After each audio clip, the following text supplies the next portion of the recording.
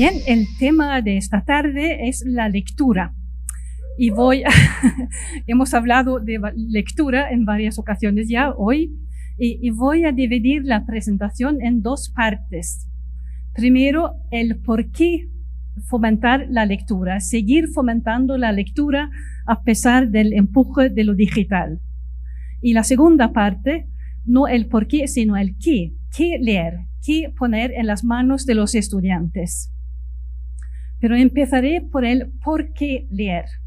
¿Cuál es el papel de la lectura en la escuela? Y quisiera empezar hablando de las diferentes etapas del alumno antes y durante la enseñanza obligatoria. Porque antes de empezar la escuela, claro, el alumno aprende lengua en su casa y aprende escuchando. Y los responsables son los padres. Así que, ¿qué aprende? ¿Cómo aprende? ¿Y quiénes son los responsables? Y por cómo hablan sus padres entre ellos y cómo le hablan al niño, aprende a comunicar, aprende a dirigirse a otros, aprende un vocabulario. Y esto es diferente porque en algunas casas se habla mucho con los niños y en otras casas se habla menos. Y en las casas donde se habla poco, esto va a crear un problema para el niño. Después, el salto a la primaria. Y voy a hablar de niños entre 6 y 10 años para empezar. ¿Qué aprende en la escuela? Bueno, aprende a leer, obviamente. La gran tarea de la primaria. Al mismo tiempo, es objeto de una socialización. Aprende a ser alumno. En su familia ha aprendido a ser hijo de la familia, a comportarse bien con sus familiares, en la mesa, etc. En la escuela tiene que aprender otro comportamiento. A ser puntual, a llevar sus cosas consigo, a poner atención, a tomar notas, a apuntar las instrucciones, para no decir que yo no sabía qué hacer, así que no pude hacer nada. Esto no vale. Así que tiene que aprender a ser alumno, y si no aprende a ser alumno en la primaria, es difícil que cambie más tarde. Así que es algo de lo más importante, aprender las rutinas de ser alumno, aprender cómo estudiar. Y lo interesante con la primaria es que estas dos cosas se hacen a la vez. La maestra de primaria a la vez enseña a leer y enseña cómo comportarse.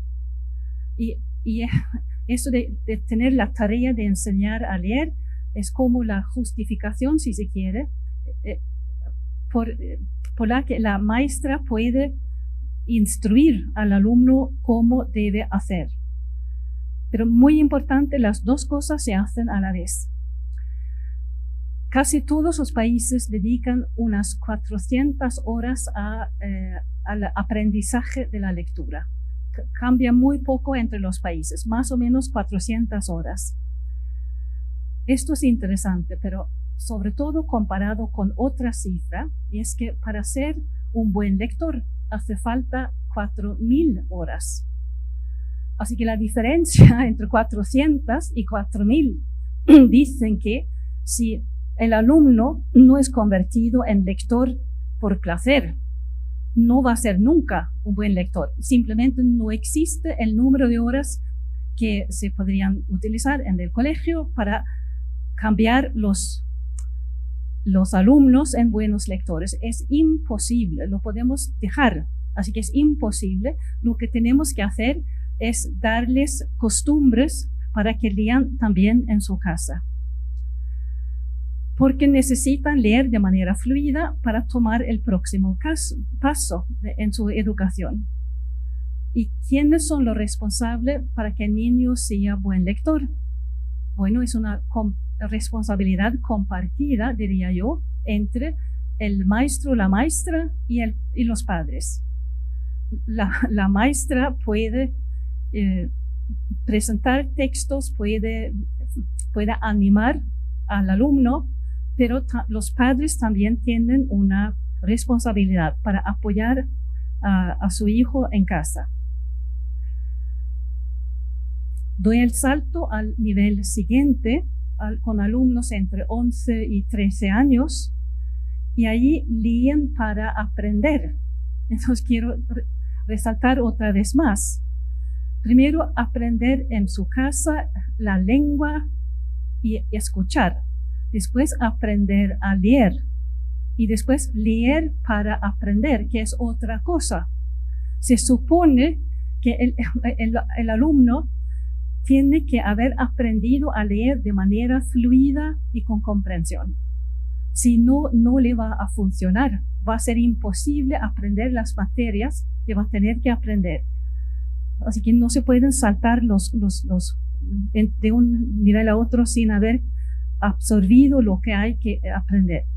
Y en esa etapa, entre los 11, 12, 13 años, lo que aprenden los alumnos también es un tipo de orientación en diferentes materias.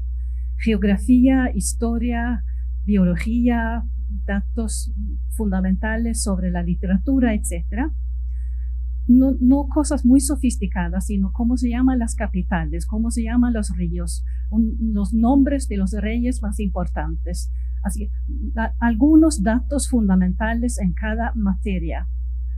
Porque para leer necesitan esos apoyos del mundo real para entender lo que están leyendo. Pero la lectura en sí no puede suponer un obstáculo, porque el alumno se tiene que concentrar en lo que está aprendiendo. No tiene tiempo para detenerse a preguntarse qué significa esa palabra. Tiene que haber aprendido ya. Y es la etapa en que el alumno debe leer con cierto placer libros de aventura o de relaciones.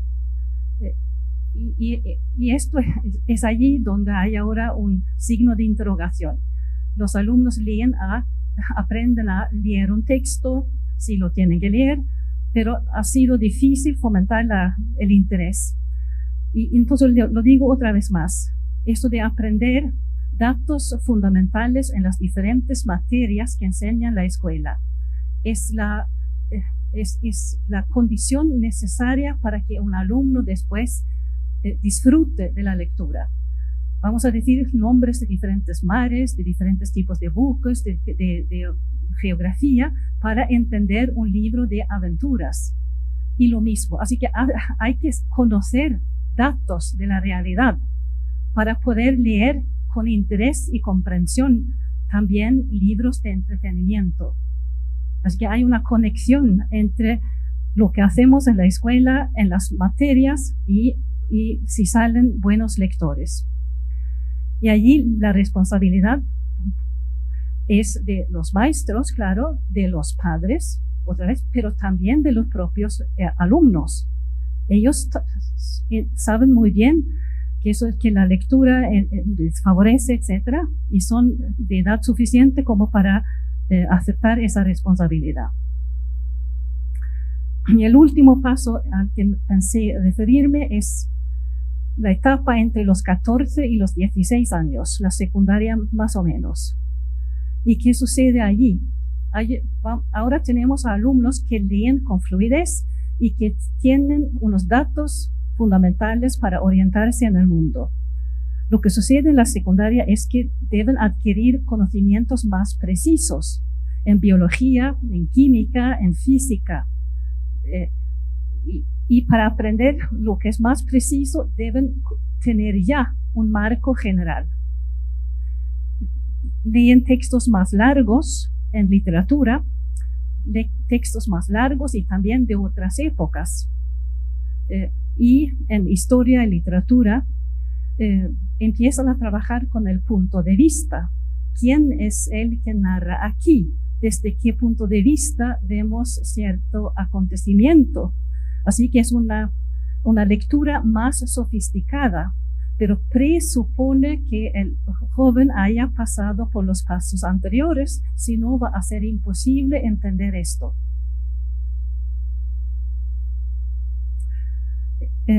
Es directamente, bueno, ¿quiénes son los responsables? Bueno, ya saben cuál es la enumeración: los maestros, los padres, los propios alumnos, los profesores con su entrega a la enseñanza, los padres allí apoyando a su hijo, preguntándole, bueno, ¿qué han discutido hoy en el colegio? ¿Qué has aprendido? Sobre todo mostrando interés. Y los propios alumnos, que están en edad de aceptar una responsabilidad por lo que hacen. Entonces, y con los tiempos que corren, la responsabilidad del alumno y de los padres es más bien de no quedarse demasiado tiempo ante las pantallas y de tener una casa sin mucho ruido, si puede ser. No se exige que los padres ayuden a explicar la biología o la historia, pero que tengan una casa un poco más tranquila para que el hijo pueda estudiar o pueda dormir. He insistido en lo de los pasos, porque lo que vemos ahora en la política educativa es que hay políticos que dicen que si un niño un joven tiene 14 años, debe estar en la clase o el curso de otros de 14 años. Esto es imposible por las razones que acabo de explicar. Si un niño de 14 años, un joven de 14 años, si no ha pasado por esos pasos, no está en condiciones de entender lo que se dice en el curso y hay problemas. Entonces hay que tomar medidas, hay que aceptar que no todos son exactamente iguales y hay que encontrar alguna fórmula para enseñarlos en el nivel que están. Hay streaming, hay otras maneras, pero algo hay que hacer porque si no se destruye el sistema que es la educación. Y lo curioso es que esto se presenta muchas veces como algo democrático, pero en realidad privan a algunos alumnos de su educación y los engañan diciendo que saben tanto como otros que han pasado por esos pasos. Esto es lo uno. Esto un aspecto sobre la importancia de la lectura y sus diferentes funciones en los diferentes niveles de la escuela obligatoria. Unas palabras sobre el vocabulario, porque cuando un niño empieza en la escuela, es relativamente normal que un joven o un niño de clase media tenga quizá 4.000 palabras.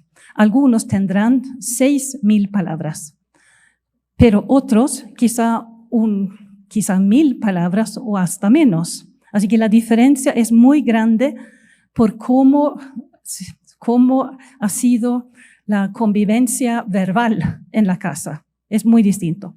¿Y qué puede hacer la escuela? La escuela tiene sobre todo un método para ayudar a los que vienen con un vocabulario muy restringido. Es darles maestras de una excelente formación lingüística e intelectual. Solamente si se pone a un niño viene con poco vocabulario y la maestra tiene un vocabulario tan restringido como el niño casi no aprenderá nada y se quedará estancado en el nivel en que está. Y perderá los años más fructíferos de su aprendizaje de la lengua. Así que es criminal dar profesores de poco nivel lingüístico a los alumnos. Y es sobre todo inaceptable que el Estado ponga a profesores de este tipo en los barrios que tienen dificultad ya. Es directamente inaceptable y ustedes saben como yo que esto es lo que pasa en muchos lugares. Así que ¿y por qué es tan importante? Primero porque el profesor, la maestra, enseña algo a los alumnos, pero los alumnos también aprenden de cómo habla el profesor o la maestra. Así que aprenden de muchas cosas que no están directamente en el programa. Y otro aspecto más, ¿por qué es tan importante? Es que el alumno que viene al colegio con 6.000 palabras aprende mucho más rápido que el que viene con 1.000 palabras.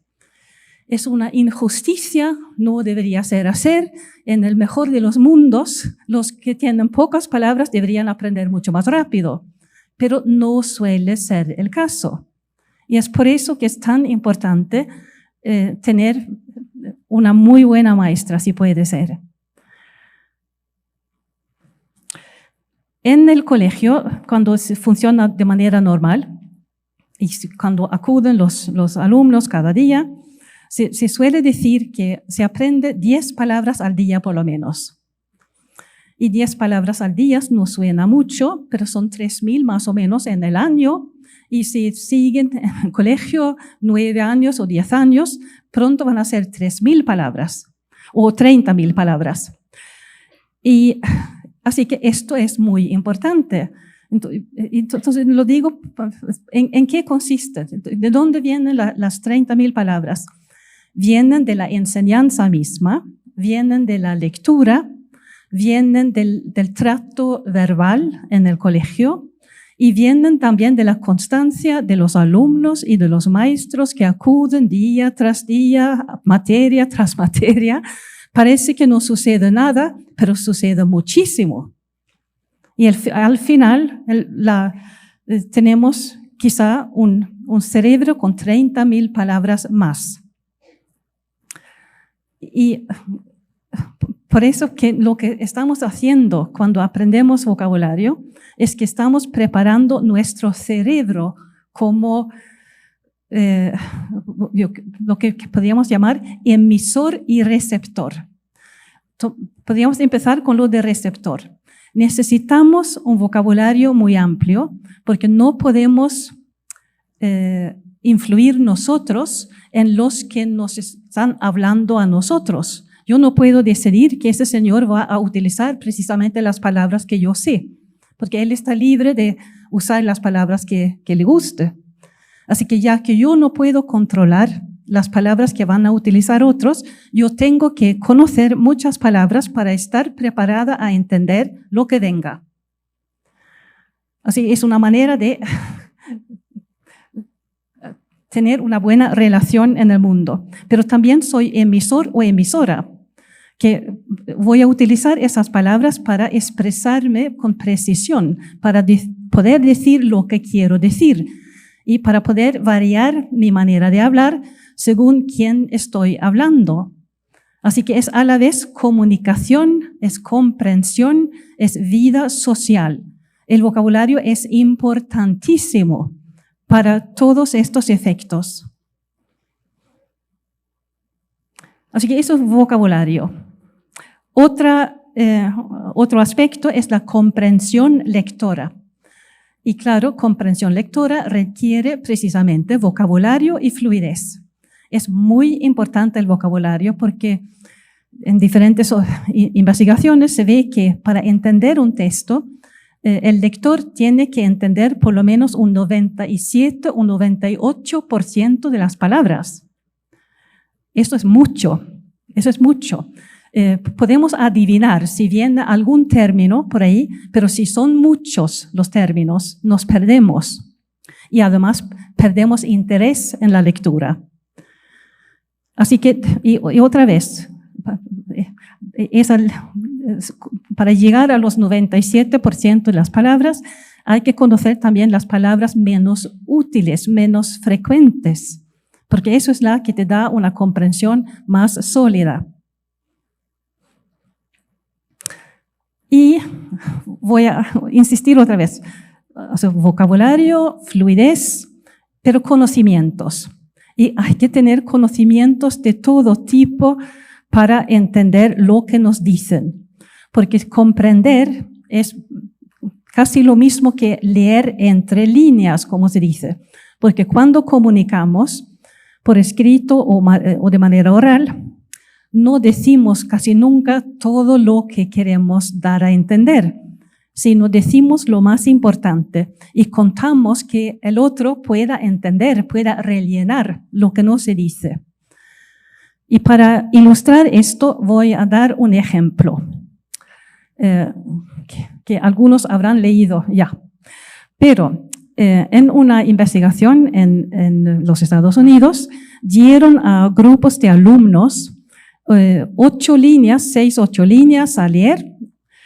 Y allí se decía que los generales Lee y Grant y algo con negociación. Generales Lee y Grant y negociación. Después preguntaron a diferentes grupos de adolescentes, ¿qué significa esto? Y los grupos flojos dijeron, un general es un militar. Es que lo único que entendían es que un general es un militar. Y otros grupos decían que Lee y Grant, bueno, eso es la guerra civil norteamericana o la guerra de secesión, porque Lee era el comandante de las tropas del sur y Grant el comandante de las tropas del norte. Y ya que se habla de negociación, podríamos estar hacia el final de la guerra, quizá estamos en 1864-65, como las últimas batallas se llevaron a cabo en el estado de Virginia, quizá estamos en Virginia alrededor del año 1865.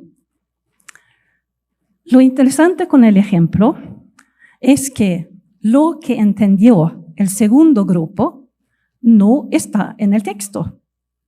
No se habla de esto. Entendieron algo porque tenían conocimientos previos.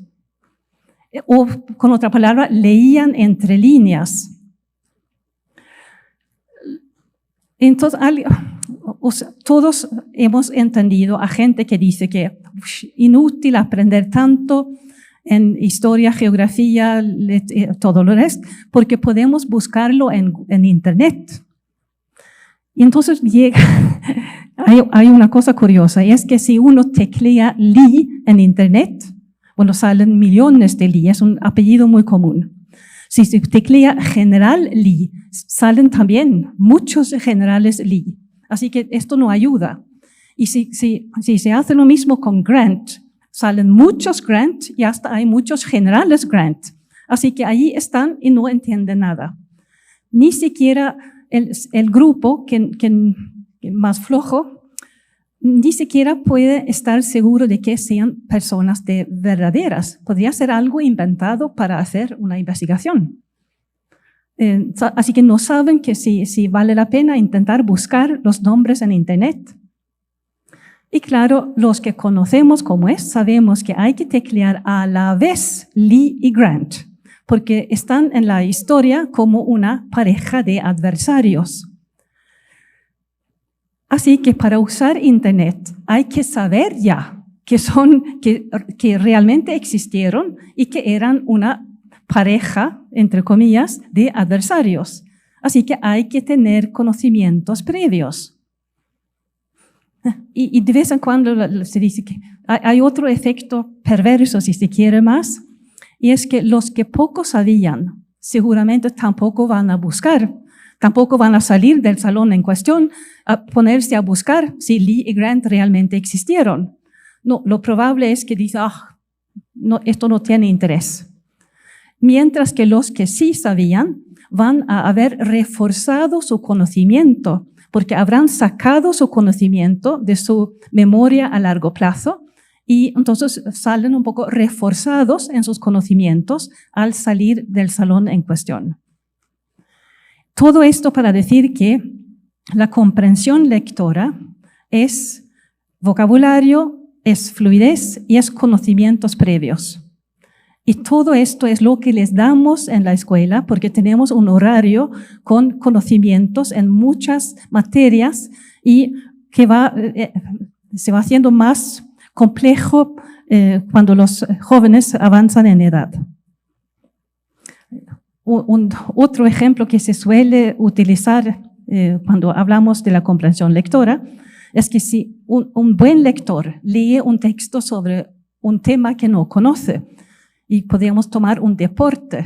Si alguien que no conoce el béisbol lee un texto sobre el béisbol, no va a entender nada porque no conoce las reglas. Y si alguien que conoce béisbol lee un texto sobre cricket, no va a entender nada porque las reglas son diferentes. Así que hay que tener conocimientos previos del tema del texto. Y no hay nada que hacer. Y es por eso, hay una razón por la cual la escuela está estructurada de la manera en que está estructurada. Quiero mencionar un caso especial de comprensión lectora, y es una investigación que se ha hecho en mi propia universidad, y se trata de reconocer dilemas morales y aprender a elegir entre posturas morales.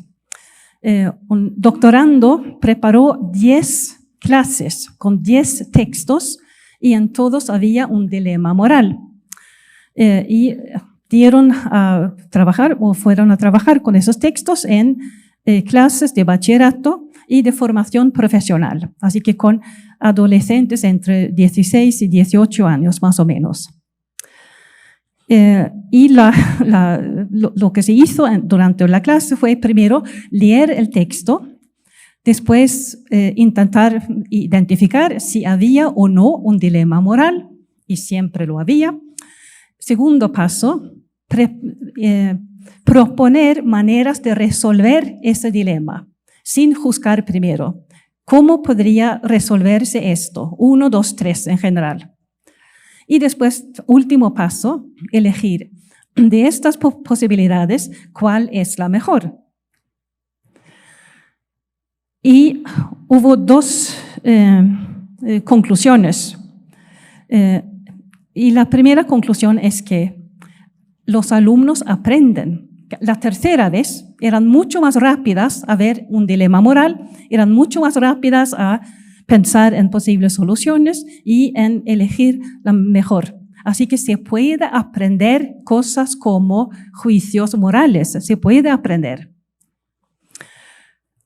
La otra cosa era que este aprendizaje fue más rápido en los programas teóricos que en los programas de formación profesional.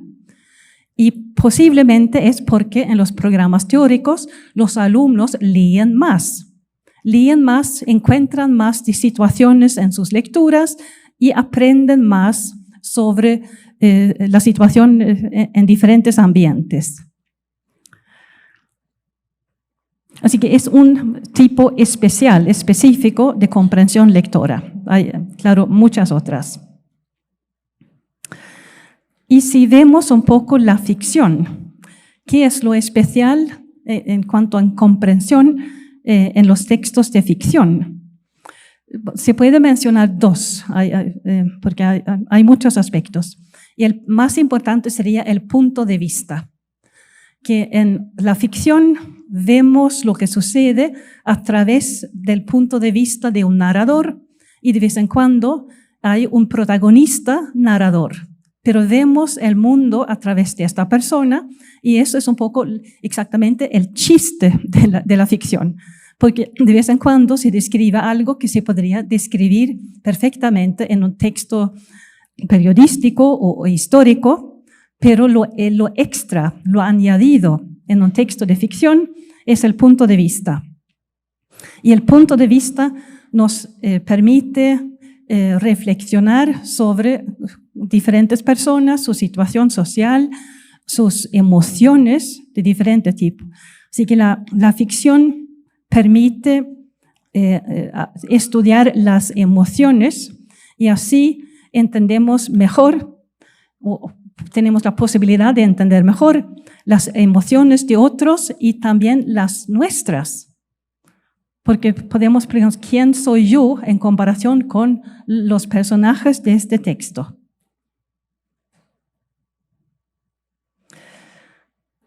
Esto es interesante porque si comparamos con las políticas de identidad que se gastan hoy en día, que es más bien decir que un cierto grupo debe leer textos conectados con su propio grupo.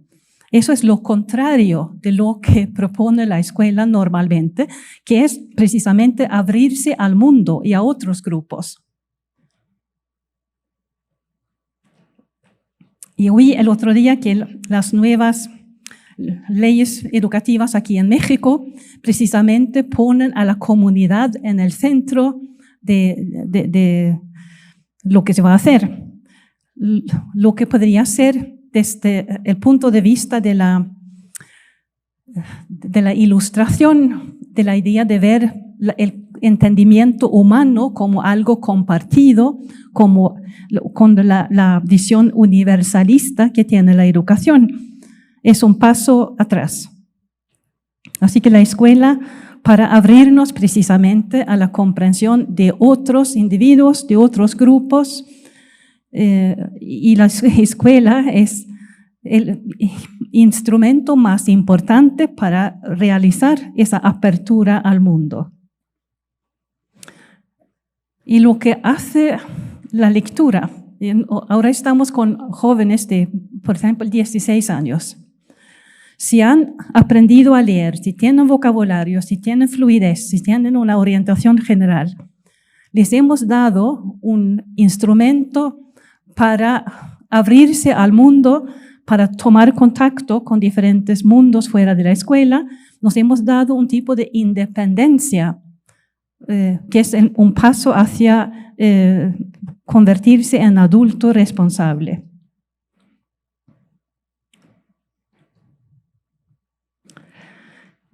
Otra observación más de la lectura en tiempo libre, en el ocio, es que muchos utilizan la metáfora de la amistad, porque cuando elegimos un libro a leer por nuestro placer, por la tarde, cuando está terminado el trabajo, es como buscar una conversación con un amigo. Quiero leer este libro porque es como conversar con su autor. Y cuando leemos, podemos elegir nuestra compañía, lo cual casi nunca es posible en la vida social. Así que es un privilegio que tenemos los lectores en poder elegir nuestra compañía. Y casi nunca nos detenemos a pensar que podemos elegir a alguien de otro país, de otra lengua, de otra situación, hasta de alguien muerto. Es absolutamente increíble la oferta de posibles amistades y no pueden decir que no. Así que siempre están disponibles y nunca nos van a decir que no. Mira si no está, es una situación privilegiada. Y lo curioso es que tenemos que discutir la lectura y la importancia de la lectura en una época en que nunca ha sido tan fácil como hoy. Adquirir libros, leer libros, etc. Nunca ha sido tan fácil como hoy y aún así tenemos que hacer campañas para que lean los alumnos. Esto fue la primera parte de mi presentación, el por qué leer y cuál es el poder transformador de la lectura en nuestra vida.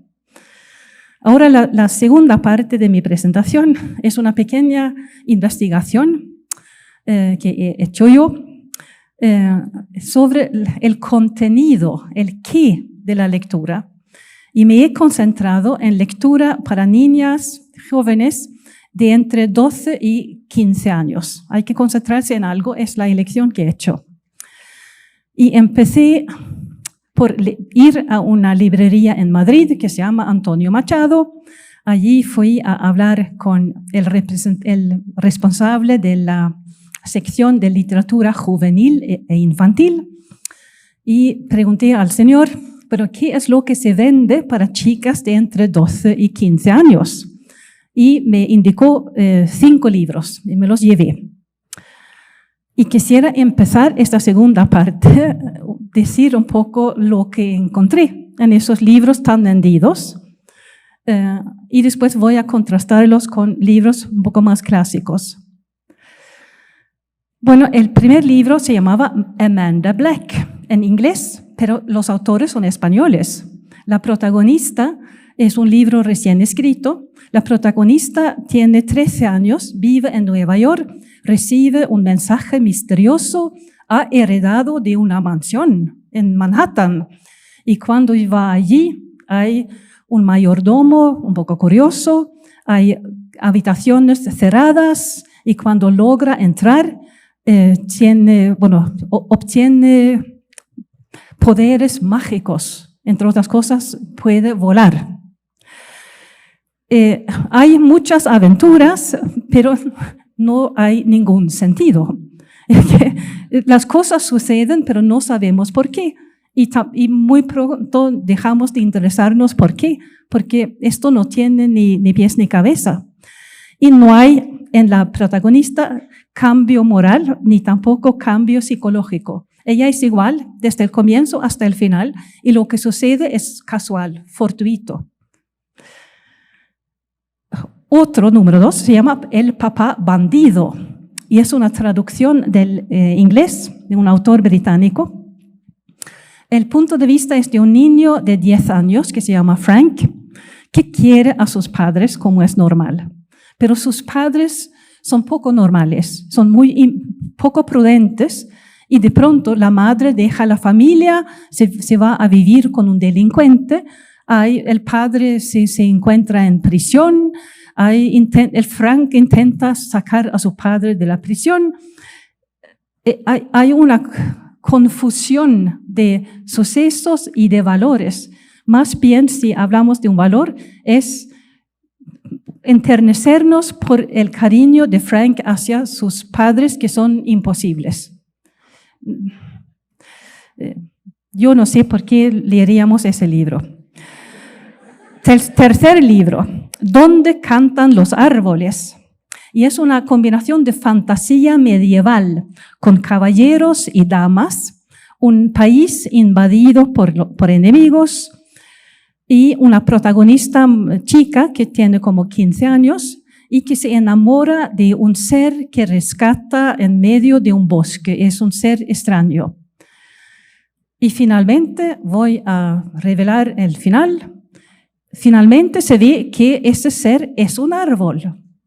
Así que se ha enamorado de un árbol.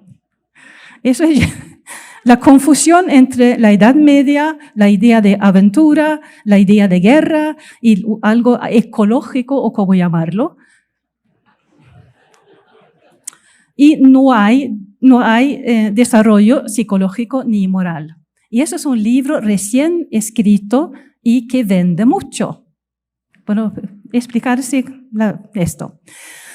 Había en la lista 2 libros escritos por autores reconocidos, y el primero es Matilda de Roald Dahl, que es un escritor británico muy conocido. Es un libro bien escrito. Pero la protagonista, otra vez, joven, muy inteligente, tiene unos padres muy mediocres, se rebela contra una directora autoritaria y desagradable, forma una alianza con una maestra, hay episodios divertidos, pero no hay realmente desarrollo. La chica es igual al comienzo y al final. Suceden cosas extrañas y ella también tiene poderes sobrenaturales. Puede mover a alumnos, a objetos con su mirada.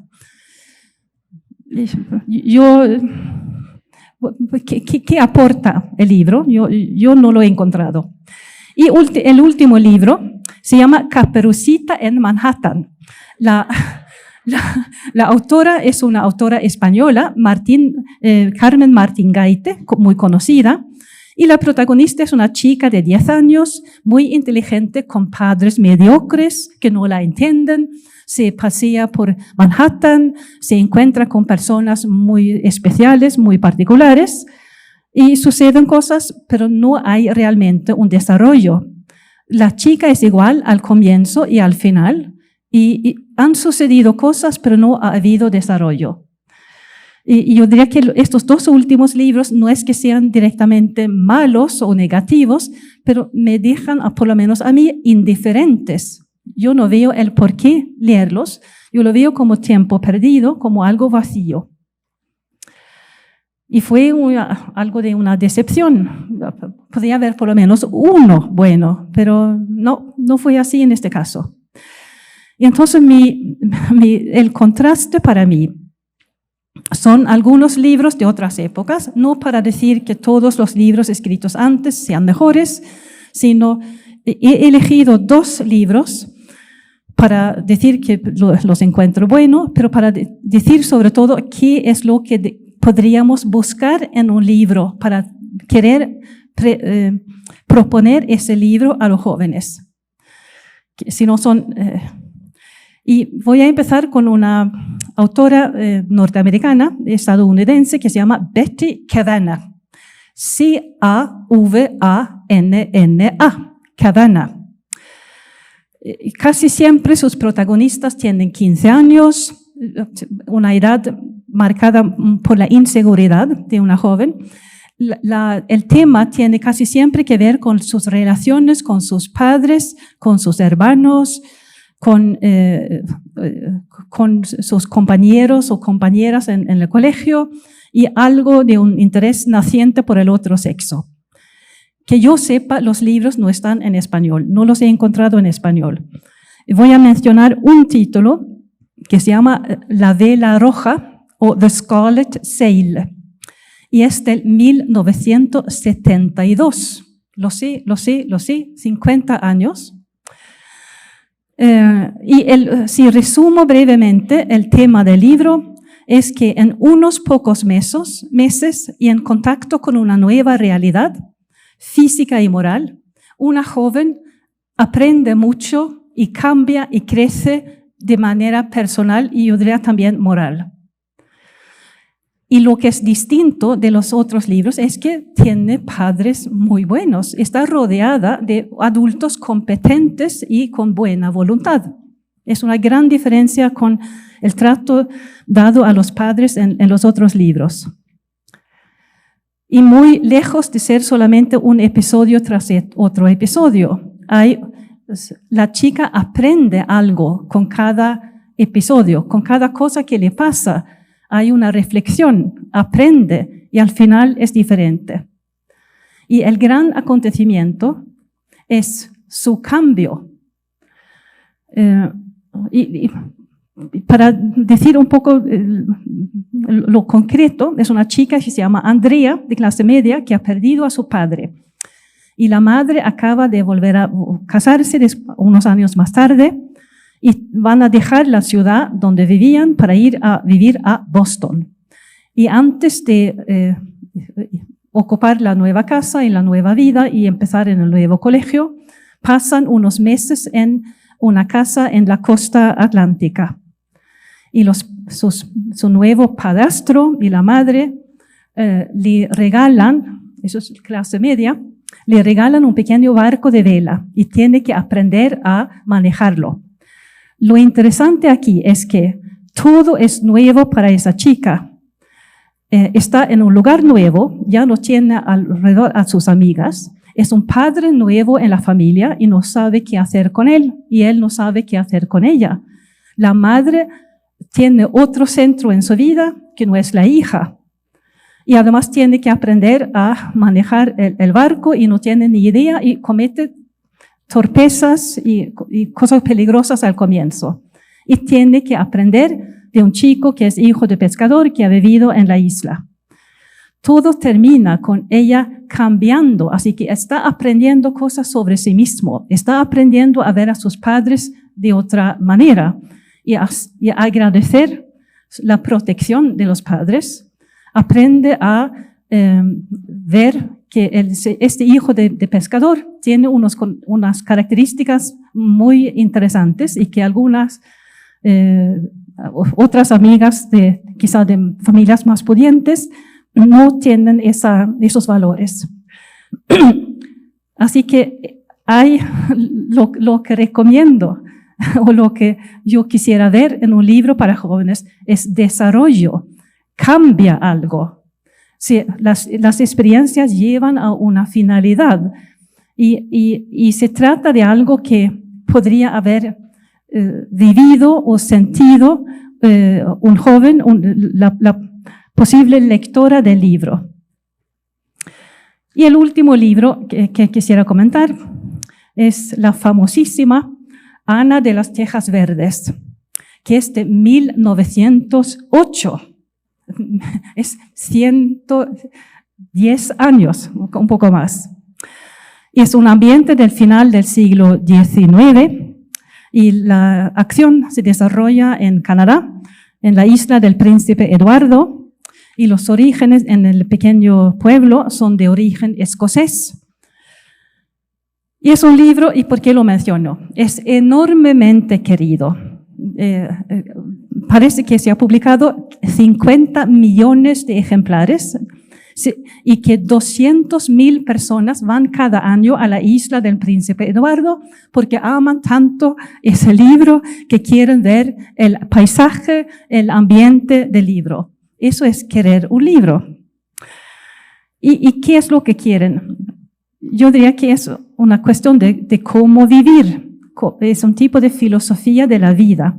Y hay, lo que sucede tiene un trasfondo de bondad, de amistad, de optimismo, de belleza y de superar las dificultades, de aprender a vivir con los demás, sin menoscabo por su propia dignidad, llevar a entenderse con otros. Y como un plus, por una vez en la vida, hay aquí una protagonista que ama la lectura y el conocimiento y que quiere enseñar cuando sea adulta. En total hay 8 tomos. Ella estudia, va a una universidad, se convierte en maestra, en directora de una pequeña escuela, más tarde se casa, tiene hijos, envejece.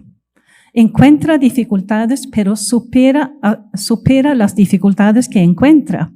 Y en el último tomo, muy poco conocido, se ve a la protagonista con su marido cuando tendrán como 60 años más o menos, y son los pilares de la sociedad.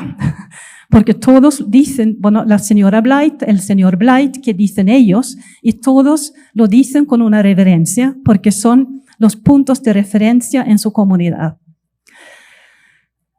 Esto es un proyecto muy interesante de mostrar una vida entera, pero hay que decirlo, la autora utiliza unas técnicas literarias que son del siglo XIX y hay que presentar esto en una versión moderna para que sea aceptable. Pero voy a dejar eso y mencionar 2 o 3 palabras del primer tomo, el que es tan intensamente querido. ¿De qué trata? La protagonista es una huérfana de 11 años más o menos y la adoptan 2 hermanos entrados en años, Matthew y Marilla, que quieren adoptar a un chico porque Matthew tiene un corazón débil y necesita ayuda con las faenas de la agricultura. Así que una chica no tiene utilidad para una chica. Y entonces lo que sucede es que aquí aterriza a Ana y no la quieren al comienzo. Y lo más importante que sucede es que Matthew, que es alguien que teme a las mujeres y corre si se acerca a una mujer. Marilla, que es una persona un poco seca y con un sentido un poco rígido de la moral. Y Ana, que es exuberante, vital, inteligente, pero comete errores porque nunca ha vivido en una familia. Siempre antes le habían puesto con familias que necesitaban una niñera. La han utilizado como mano de obra, así que no sabe cómo comportarse y comete errores y tiene que rectificar. Así que lo que quieren las personas que adoran ese libro es vemos la adaptación de Ana al nuevo ambiente, su maduración como persona, su aprendizaje. y también su goce de la belleza de la naturaleza y el humor con el que acepta lo que le sucede constantemente. Y al final del libro, Ana es diferente, pero Matthew es diferente y Marilla es diferente. Y la historia de amor aquí es entre estas dos personas casi ancianas en esa época y una chica perdida que aparece por allí, y realmente es entrañable leer lo que sucede. Entonces, ¿qué es lo que a mí me parece que deberíamos buscar en libros para jóvenes? Algo que podría alimentar su alma, su espíritu, su interior. Bueno, algo que tiene que ver con el desarrollo. La juventud es la época del desarrollo, es la época de la maduración. ¿Y por qué no elegir textos que den un eco a esa realidad que viven los jóvenes? Y también, a mí, eso es un gusto personal, a mí me gusta que estén ambientadas las novelas en algo más o menos real. Eso de saber volar a mí no me interesa mucho. Y para terminar, lo que hay en el libro, ella está rodeada de personas con buenas intenciones. Hay un ambiente de bondad, de voluntad de entenderse. Y esto se podría decir que es casi terapéutico. Voy a terminar con algo que vi en un libro cuando se celebró los 100 años de la publicación de Ana, la de las Tejas Verdes. Salió un libro en Suecia en la que unas 10 personas del mundo cultural, mujeres todas, dijeron que en secreto ese era su libro favorito y que lo sacaban cuando llovía fuera o tenían un resfrío, porque tenía un valor terapéutico. Muchas gracias.